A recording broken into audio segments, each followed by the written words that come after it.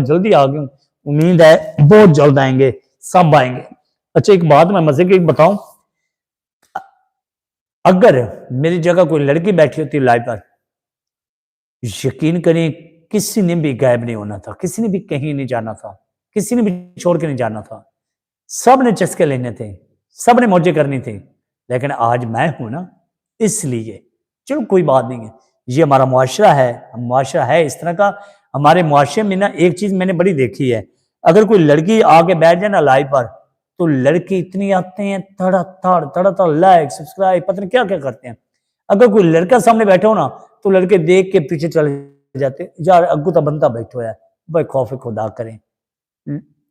यारी गुत्त वालियां नाल नहीं, यारी मुछ वाले नाल होनी चाहिए है। याद रखिएगा कि यारी मुछ, हाँ इंसान जो बंदा होता है ना, ये बड़ा काम आता है, जो औरत होती है ना वो काम नहीं आता।